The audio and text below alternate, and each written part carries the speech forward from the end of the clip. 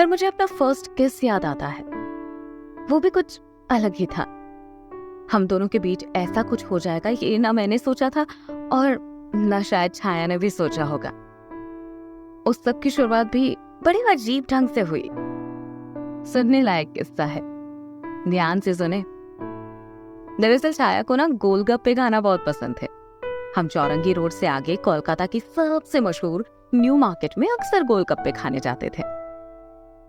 कोलकाता में गोलगप्पों को पुचका कहते हैं। चलो आज शर्त लगाते हैं। वो मेरी तरफ देखकर हंसते हुए बोली। वो हंसती थी तो और भी सुंदर लगने लगती थी। उसके कतारबद्ध सफेद दूधिया दांत मोतियों की तरह चमक उठते थे। उस दिन उसने रेड कलर का कुर्ता पैजामा पहना हुआ था, जिसमें उसका गोरा चिट्टा रंग और भी खिलकर उठा था। बात करते करते बीच बीच में उसके बालों की फ्लेक्स उसके चेहरे पर आ जाती थी तो वो और भी सुंदर लगने लगती। फिर जब वो अपने बालों की फ्लेक्स चेहरे से उठाकर वापस बालों में गूंथती तो उसकी वो अदा भी कयामत बरपाने वाली होती। उफ, मेरी निगाह उसके चेहरे से हटती ही नहीं थी। उस समय भी उसकी आंखों में बिल्कुल बच्चों जैसी शरारत खुली थी। शर्त? मैं चौंका। कैसी शर्त? आज जो ज्यादा गोलगप्पे खाएगा वो जीतेगा। मैं हैरान रह गया।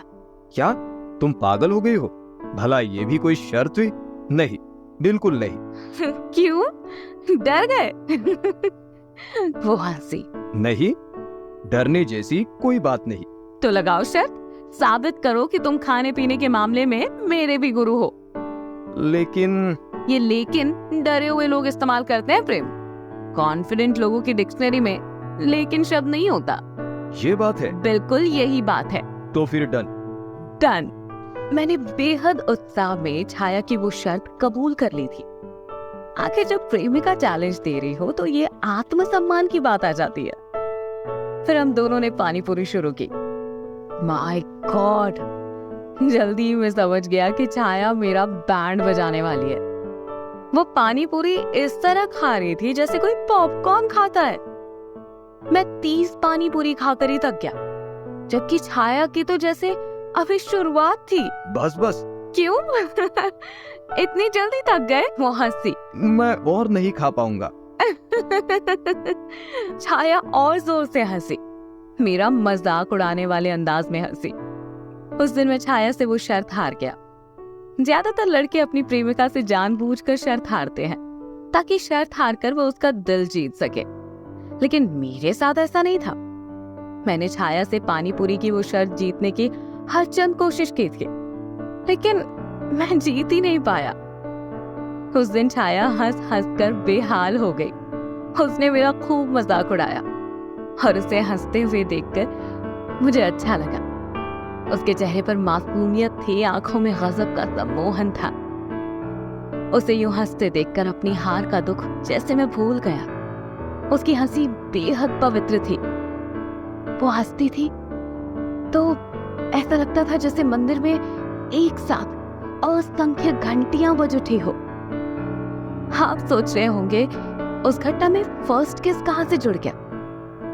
दोस्तों, फर्स्ट किस भी हुआ, उसी घटना की कड़ी से जुड़कर हुआ। और सच कहूं तो बड़े लाजवाब अंदाज में हुआ। दरअसल ज्यादातर लड़के हर चीज की प्लानिंग करते हैं। उनकी फर्स्ट डेट, फर्स्ट किस, सब कुछ प्लान होती है, लेकिन यकीन मानो उसी प्लानिंग में गड़बड़ी की आशंकाएं ज्यादा है। जिंदगी तो मोहब्बत का दरिया है जिसमें बस बहते जाओ। प्लानिंग करोगे तो डूब जाओगे। वैसे भी मोहब्बत दिमाग लगाकर की जाए तो वो मोहब्बत नहीं होती। दिमाग लगाकर तो बिजनेस किया जाता है, और मोहब्बत कम से कम बिजनेस नहीं है। अब खास बात सुनिए। दरअसल पानी पूरी का एक साइड इफेक्ट हुआ। छाया की तबीयत खराब हो गई। वैसे भी कुछ तो होना ही था। अगले दिन मैं छाया से मिलने उसके घर पहुंचा।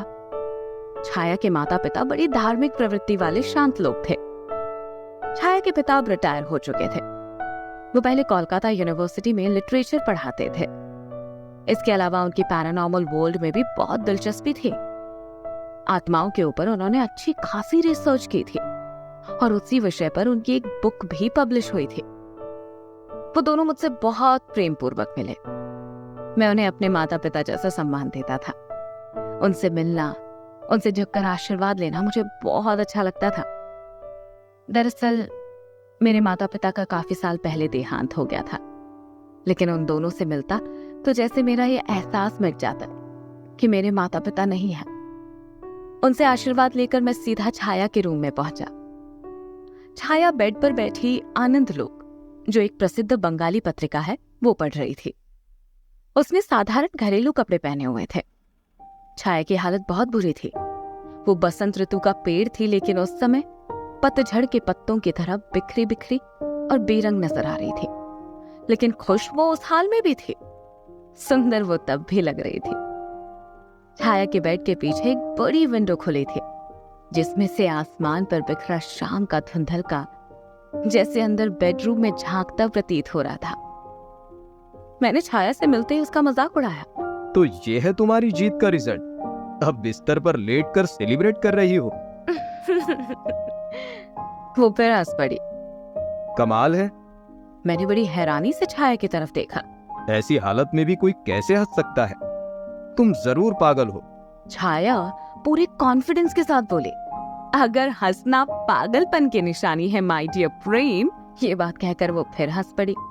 तो यस, आई एम मैड। मैं छाया को देखता रह गया। जानते हो प्रेम, जो खुद खुश ना हो वो दूसरों को कभी खुशी नहीं दे सकता। इसलिए मैं हर सुबह उठकर खुद को खुश रखने की कोशिश करती हूँ, ताकि दूसरों को खुशी दे सकूं। मेरे पूरे शरीर में जैसी सनसनाहट दौड़ गई। मैंने कसकर छाया को पकड़ लिया। ऐसी थी मेरी छाया, जो अपने से ज्यादा दूसरों का ख्याल रखती थी। वो गंगा थी जिसमें डूबकर हर कोई पवित्र हो जाता है। मैंने छाया को अपनी बाहों में समेटा तो जैसे मैं उसकी जिस्म की गर्मी में मोम की तरह पिघलता चला गया, और उसका जिस्म, उसमें तो जैसे सूरज की तपिश थी। एक दूसरे को बाहों में भरे भरे हमारे होंठ कब एक दूसरे में एकाकार हो गए, हमें खुद पता न चला। हाँ, लेकिन वो हमारा फर्स्ट किस था। जल्द ही जब हमें एहसास हुआ तो हम एक दूसरे से अलग हुए। उसके बाद छाया मेरी आंखों से आंख मिलाए रखने की ताब न ला सकी। मैं भी अनईजी वे में जल्दी उसके घर से चला आया था।